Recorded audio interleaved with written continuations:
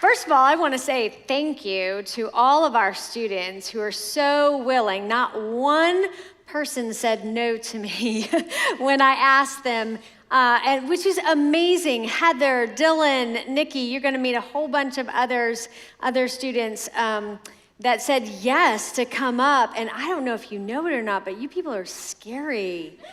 You know, when you stand up here and y'all are all looking at me or them. But anyway, didn't they do a great job?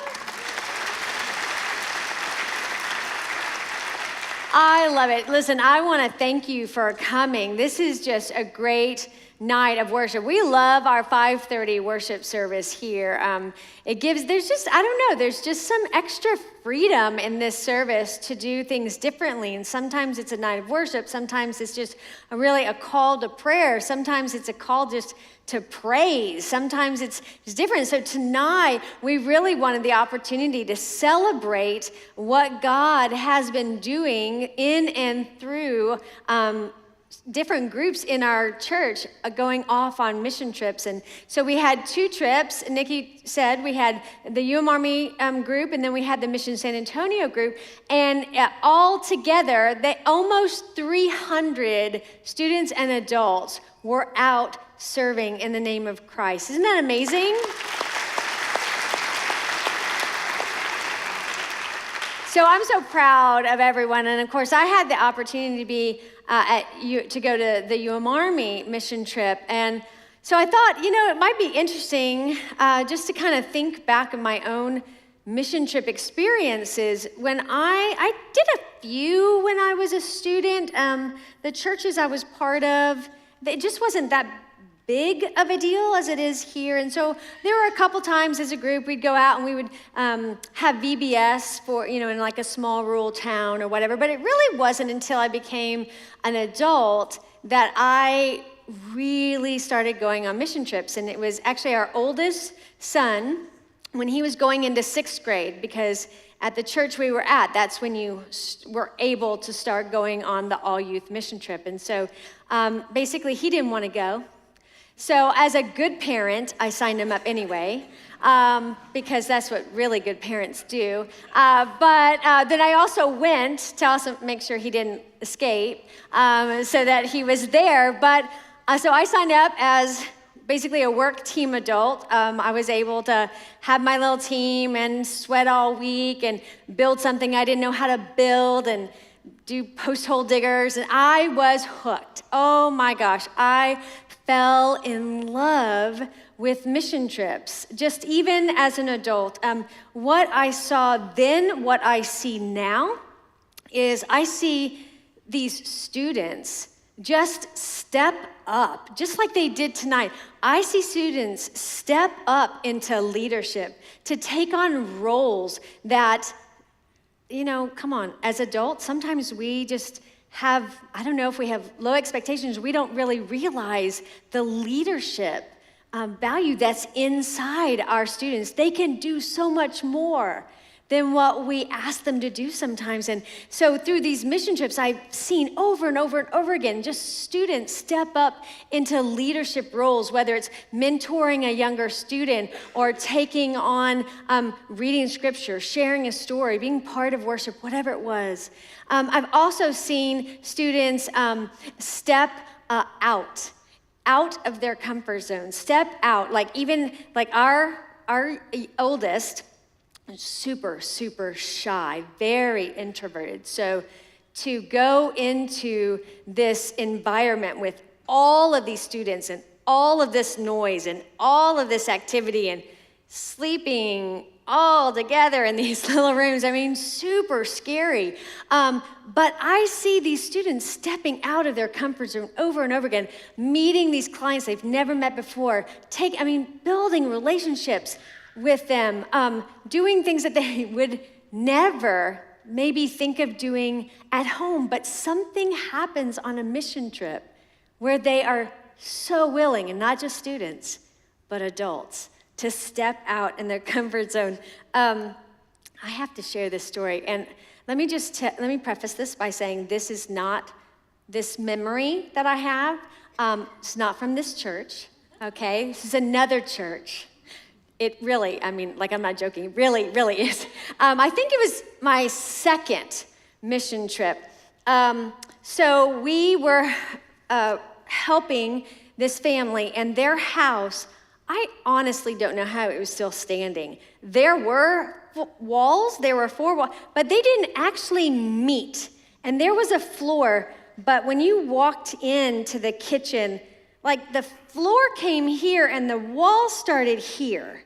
So you could look down on the ground. So I actually have no idea how they were living in this house.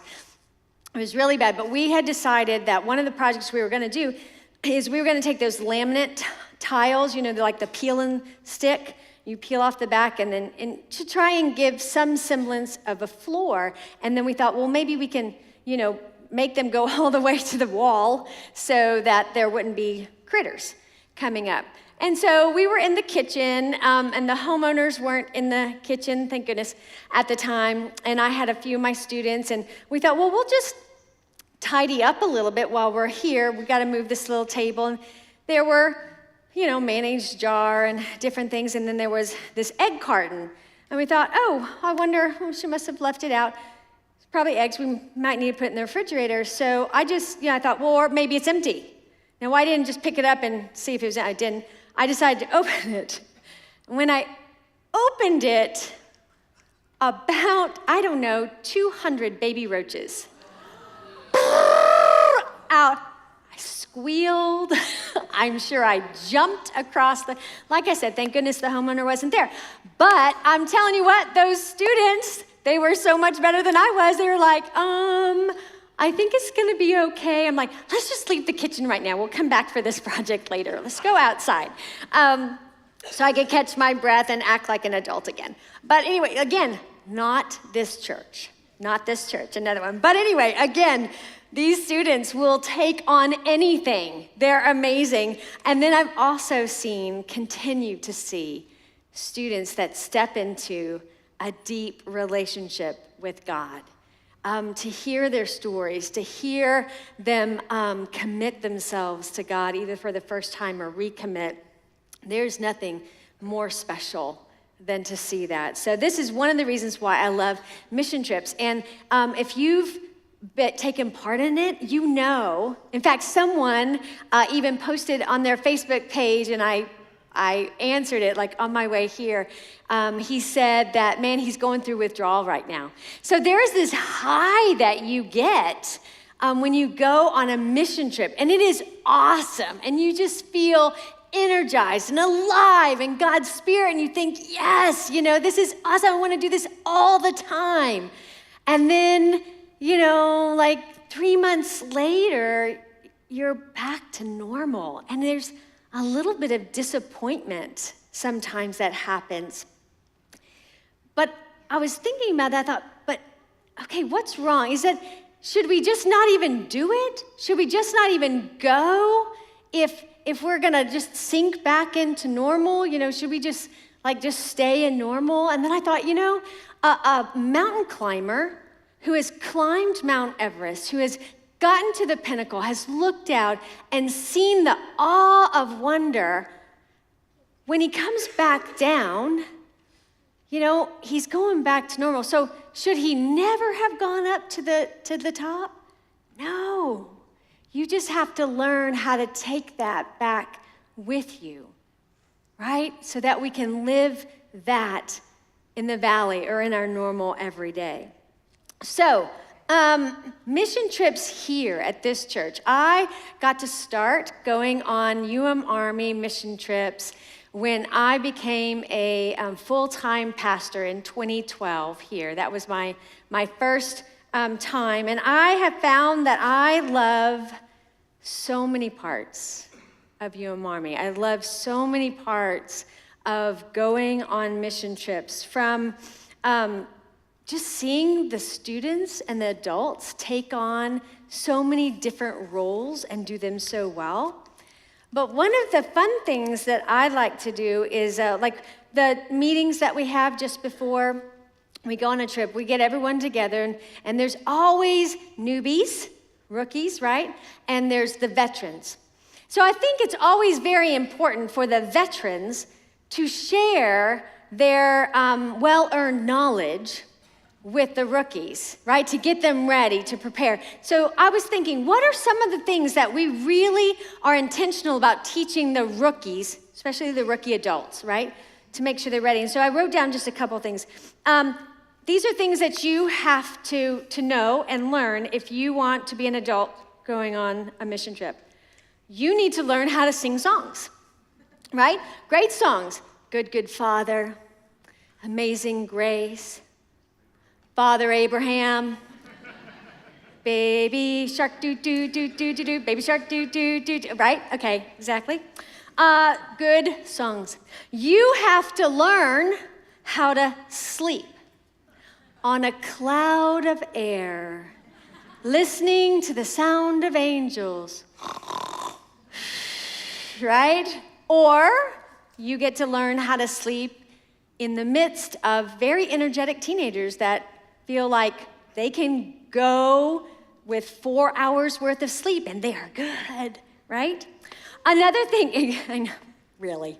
Another thing we have to learn to appreciate music that we cannot understand the words to at a volume that we did not think was possible, right? That's what we have to learn. But most importantly, really and truly, what we have to learn is that we need to prepare ourselves to be blown away by God's goodness, blown away by the transforming power of the Holy Spirit, not only in us and the students, but in the clients, from the church home, the community. That is the most important thing that we need to prepare ourselves for when we go on these trips. Now, you've already heard Heather read the passage that was the theme scripture for Mission San Antonio, and I want to share with you the passage that Army had. It's from 1 John. It says, "Dear friends, let us love one another, for love comes from God. Everyone who loves has been born of God and knows God. Whoever does not love does not know God, because God is love. This is how God showed his love among us. He sent his one and only Son into the world that we might live through him. This is love. Not that we love God, but that he loved us and sent his Son as an atoning sacrifice for our sins." While we were at Army this past week, we really talked about love, how God's love seeks us out. Sometimes we play hide and seek, but we need to find God and we need to be found by God. We also learned that we are formed by God's love, that our identity is and should be based on what God thinks of us. We also learn that God's love is really made complete only when we share it with others. And when we learned what real relationships are, right? That God's love reaches out and helps us love our enemies, and it helps us receive love and when we are the enemies, when we're doing the things that we're not supposed to do. So the greatest lesson probably that I have learned from mission trips, from my experience in mission trips, is that God is at work everywhere and in everyone. And I want you to hear some stories. So if you are some of my awesome people who have offered to share their stories and their experiences, if you will come up, we asked Deanna Price first because she is our leader, the leader. You can sit in my chair, that's okay. In fact, you can just run this part. I'll just sit back. But Deanna, tell everyone what your position is here at the church and then about your experience this past week. I recently, in June, became the junior high student director, and that was exciting. Yes. Actually, I was talking to Allison in the back, and she was like, "So did you have a good trip?" And I was like, "I wish we could have stayed another week." And she's like, "That's how you know you're in the right job." Yeah, absolutely. So we went to Mission San Antonio. We worked with Blueprint Ministries. We had 60 people on our trip. And Blueprint is an agency that's there in San Antonio. They work with different local churches, and then they work with churches who like to come in and do projects, and also other agencies who come in. So they facilitate the work, and they have construction leaders on each site. They have interns during the summer that partner with the groups that come in to help us know what to do, because we don't know what we're doing at all. But we learn. And God uses everyone, it's okay. Yeah, and we had a really good time. So this was my second year going to Mission San Antonio, and like you said, every year it's just one of those things on any mission trip that, especially taking students, you just get blown away. You're blown away by what they can contribute and how they just exceed your expectations in every way, and their hard work and their encouragement to one another and their desire for God not only to work in them but through them and to change their hearts. And so it's just an amazing week to see God on the move, not only through our hands but also in our hearts and in the hearts of those we served. So what do you think are maybe some of the challenges that we face when we go out as a group and we go and serve God in another community and we take a group? So what are some of the challenges you guys faced? Well, other than the heat. Yes, the right? heat. That was number one. Some of us were roofing this week, and it was so hot that my shoes literally melted. The bottom of my shoes came off, and I had to duct tape my shoe back together. So it was Way to really MacGyver hot. that. Yeah, Awesome. Duct tape fixed a lot of things. But the first night we talked about how you come into a week like that and you kind of have an expectation that God's going to move, and you have excitement for what's going to happen, anticipation for all the good things, but kind of be on the lookout for ways that we might be getting tired, for our emotions to be heightened, for really the enemy to attack us with discouragement and disunity. And so we talked a little bit about that. That's something that we were on guard about and praying through. And then we talked a lot about not just making it a 1-week mission, that this is a mission that we're living on every day and that we get to take back, and the other 51 weeks of the year that we want to live on missions. We talked a lot about that this week as well. Awesome. So do you want to introduce Carson to us? Yes, this is Carson.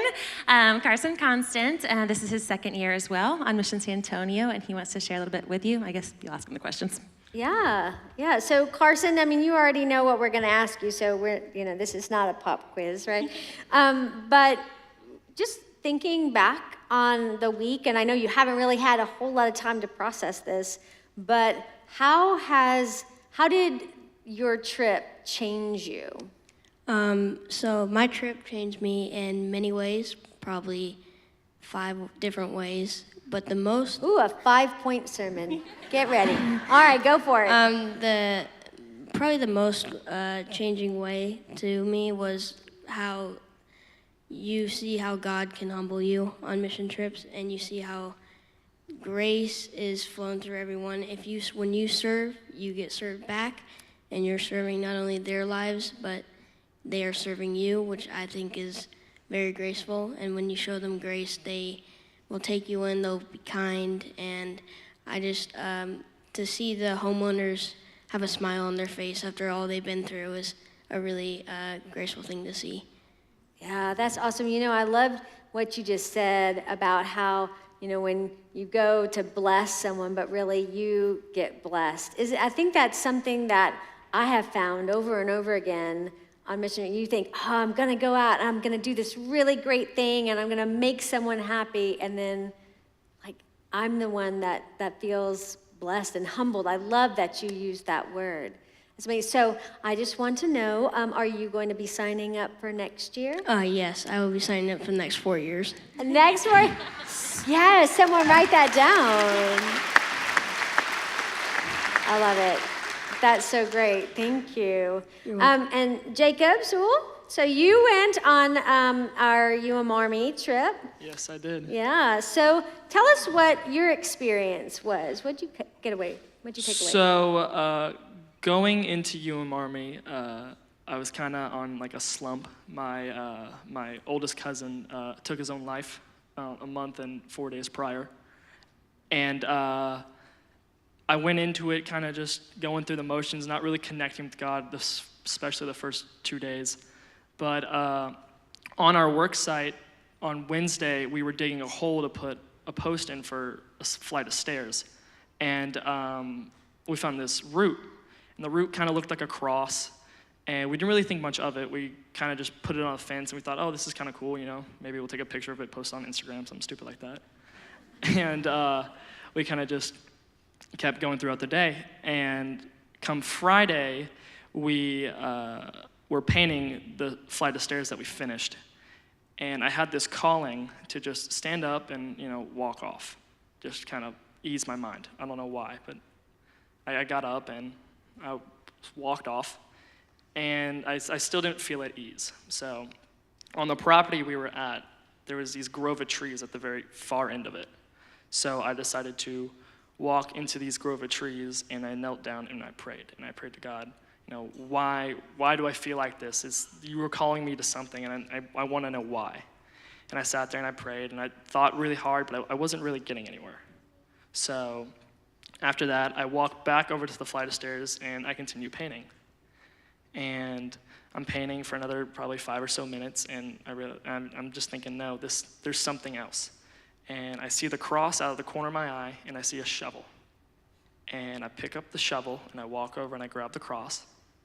And I go out to the far corner of the property where there's this lone oak tree. And God just tells me to dig. And so I begin digging. And I'm thinking, why am I doing this? This is weird. I don't feel right. And I'm digging, and I soon begin to cry. And it finally hits me that when my oldest cousin took his life, that at the funeral, I didn't feel grief. I didn't feel, oh, you know, he's gone. I just kind of went through the motions of the funeral. And that this was a service for me to close my soul and mend my heart for him. And I begin to pray, and I cry, and I managed to get a hole about a foot deep. And by now, I'm knelt down, and I'm bawling like a little baby. And my group comes and helps me, and shout out to all my Yellow Bee people, by the way. Thank y'all. And y'all, they pray over me, and we have a little service for my cousin. And it was the most amazing thing that I've ever felt in my entire life. It was such closure, and a really amazing way God went through me and helped me get to where I need to be now. That's awesome.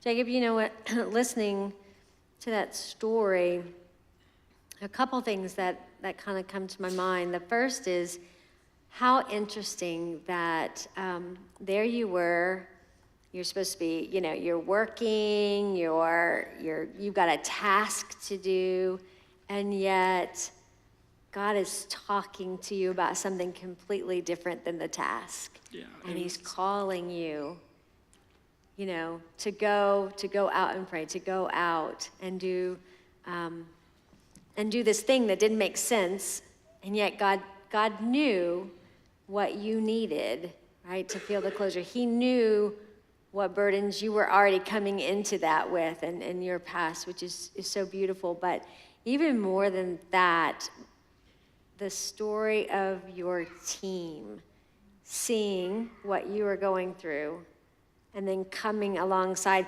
Now, had you already been best friends with your whole team before you came here? No, I only knew one person on that team prior. So here you have these people that you don't really know a whole lot, just come into this very special, vulnerable moment with you. How'd that make you feel? Very loved that they kind of just knew that even though they couldn't understand what I was going through, that they knew I was hurting, and that they came to my side as brothers and sisters in Christ, and that they were here to help me. Wow, that's awesome. Thank you for sharing that, Jacob. Appreciate it.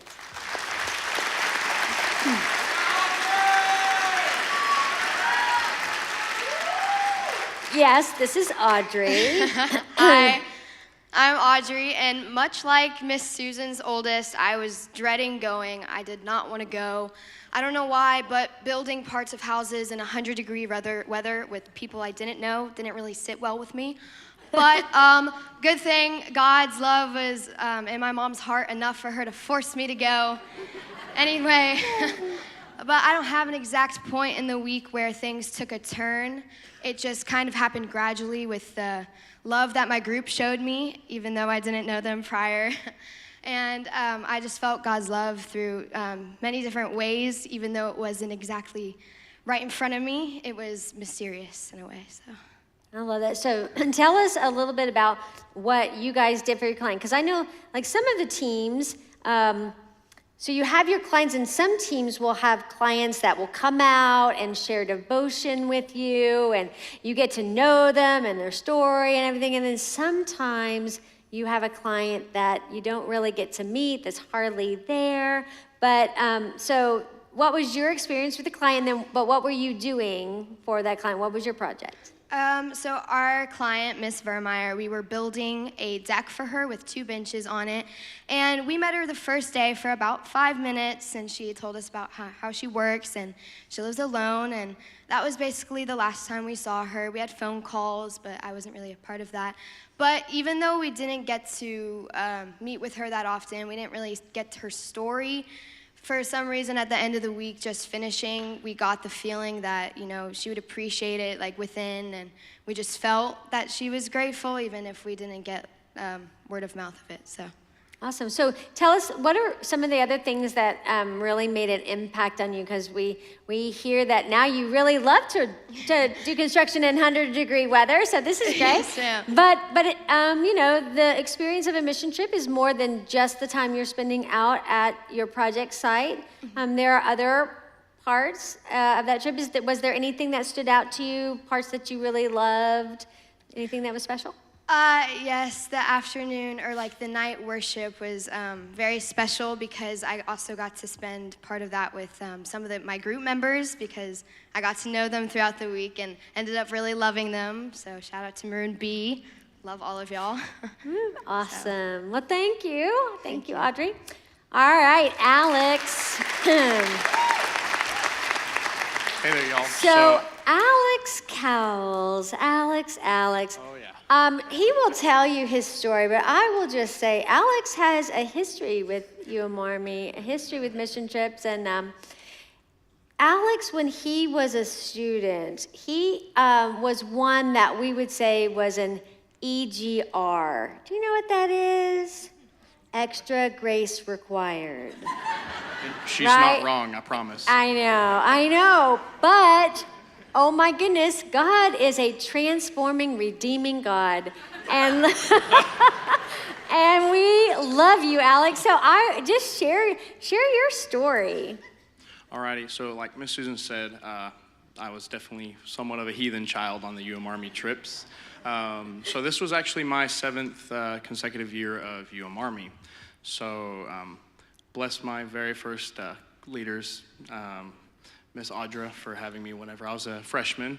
I was a handful. But so this was my 7th year, and I've gone through, you know, all 4 years being a student, 2 years of being a color group leader assistant. So my expectations for this year, which was my first year being considered a official adult, so I was a work team adult. I don't know how I got allowed to be in this position, because I'm gonna be honest with you, I can keep up with all the high school guys and all the shenanigans that goes on at night. But so I have my phone here that I have a little bit of points and stuff so I don't forget, or else I'll talk for half an hour. But so like I said, coming in this year, like my expectations, you know, weren't exactly like anything different. So I know that, you know, I'm gonna go there, UM-Army, we're gonna either, you know, scrape and paint a house, you know, build a ramp, build a deck, do yard work, you know, I've done it all. And going in, I just didn't think I was gonna experience like anything completely new to me. You know, like I knew I was gonna be humbled, you know, working at the client's house, you know, seeing how fortunate we are to live in the conditions that we live in compared to what they live in. But I was wrong. I was way wrong. So I said actually, what was it, Friday night to all the students out there, and this is a good thing. Y'all don't come with a warning label, in the slightest. And neither did you, Alex. And no, yeah, I definitely did not come with a warning label. But yeah, being considered an adult is still crazy to me. But being an adult and watching all of the students just work and get along so well, and just sharing all the knowledge amongst each other was super humbling. Now, you don't think as a student, at least I didn't, when I was a student, that I would have that big of an impact in a positive manner towards the adults, I should say. They probably remember as that crazy hyper kid. But as a student, I definitely didn't think I'd impact the adults as much as I would impact the client, and compared to how the client would impact me. But like I said, this week I was so thankful to be proven wrong.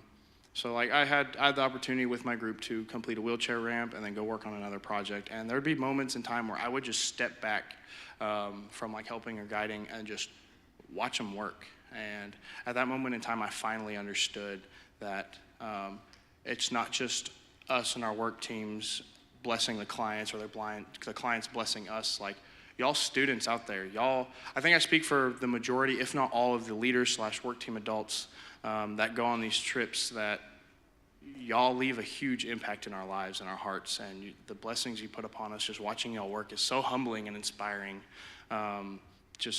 I know I'm 21, I'm saying this, but like y'all being younger than I am, not so young, I don't think I can say that yet, but y'all being young and having that so much drive and compassion, just to bless those clients. I mean, it definitely changed my heart, for sure. So, and with that, I just want to say thank y'all so much, students and leaders out there, but those students, for just letting us adults be able to serve alongside you, and y'all just put such a huge impact on our hearts. And I want to give a special shout out to my very first team that I was considered the adult on, to Green Bee, with Emma, Madeline, Cameron, aka Shaggy, and my man Luke. He's a stud. But I just want to say thank y'all so much. And adults out there, if y'all are hesitant to do this, don't be, I promise. It's a lot of work. Night times are crazy if you get stuck in the crazy room. But I promise, at the end, you'll love every minute of it, and it's all worth it, I promise. So thank you so much. Well,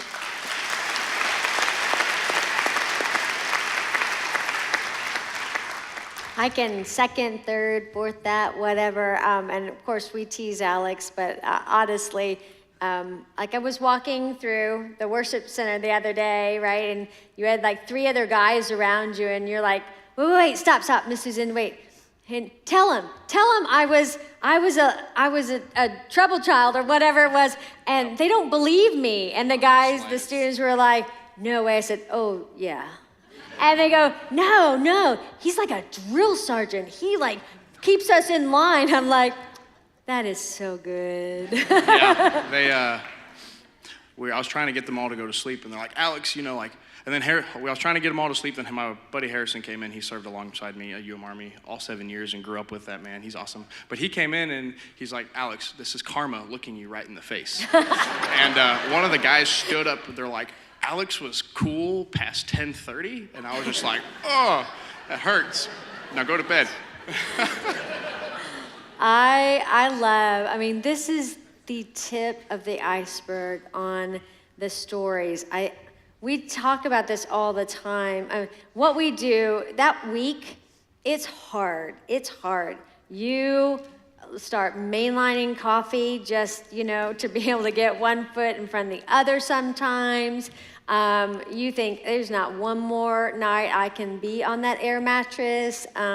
You think I just will never stop sweating it, but oh my gosh, I'd go back tomorrow if I could, because of the ways that you see God working. You cannot trade that for anything. And it is the students, it is it's the adults, it's the fact that you have all these different groups that all have a job, and not one of us, in fact, Caitlin and I were talking about, not one of us could do this on our own. We have to have all the different groups.